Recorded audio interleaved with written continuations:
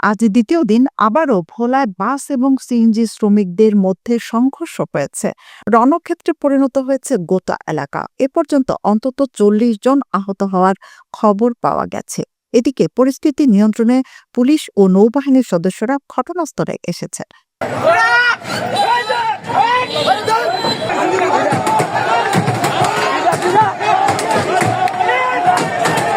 এর আগে গতকাল সন্ধ্যার পর বাস মালিক সমিতি ও সিএনজি মালিকদের মধ্যে কয়েক দফা সংঘর্ষ হয়। এতে ৩০ জন আহত হয়েছেন। গুরুতর আহত ৩ জনকে বরিশাল মেডিকেল কলেজ হাসপাতালে পাঠানো হয়েছে। বাকিরা ভোলা সদর হাসপাতালে ভর্তি হয়েছে। গতকালের সংঘর্ষে ৫টি সিএনজি এবং একটি বাস আগুন দিয়ে পুড়িয়ে দেওয়া হয়েছে। গতকালের ঘটনার জের ধরে আজ বুধবার সকাল থেকে ভোলায় বাস চলাচল বন্ধ রয়েছে। এলাকার থমথমে অবস্থা বিরাজ করছিল। সকাল ১০টার দিকে আবারও সংঘর্ষ শুরু হয়। এ সময় বাস শ্রমিকেরা ১০টি সিএনজিতে আগুন ধরিয়ে দেয়।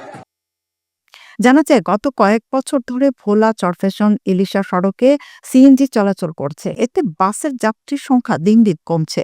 অপরদিকে সিএনজির সংখ্যা বাড়ছে। এ নিয়ে দীর্ঘদিন ধরে সিএনজি ও বাস মালিক শ্রমিকদের মধ্যে বিরোধ চলছিল।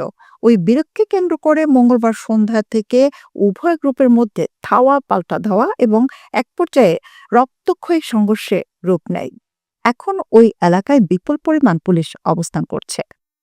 সম্পাদক আমাদের কালকে আনুমানিক ৬টার দিকে এখানে অতর্কিতভাবে হামলা হয়েছে। আমরা পৌরসভা থেকে এই টার্মিনাল টেন্ডারের মাধ্যমে ইজারা নিছি।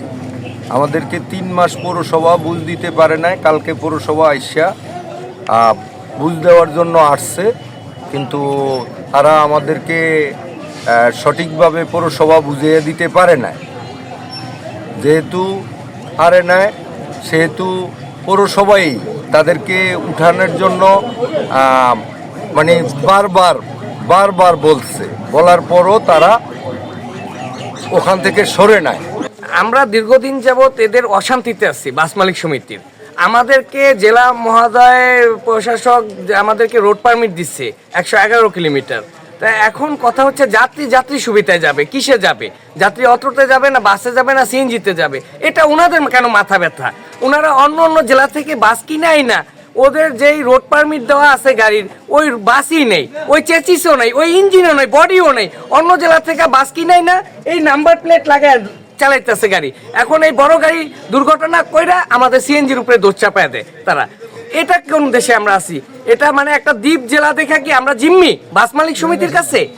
বাস চলাচল বা সিএনজি চলাচল না করলে আসলে যাত্রীদেরই সমস্যা হয়। আমরা যারা সাধারণ যাত্রী তাদেরই সমস্যা, আমরাও বুঝি। কিন্তু যারা বাসটা চালাবে, যারা সিএনজি রেটটা চালাবে, তাদের তো চালাতে হবে। আমরা ওনাদের সাথে কথা বলার সেই সমস্যাটা ফাইন্ড আউট করার চেষ্টা করছি। ফাইন্ড আউট করতে পারলেই বুঝতে পারবো কবে চালাবে, ওনারা কবে সিদ্ধান্ত নিবে।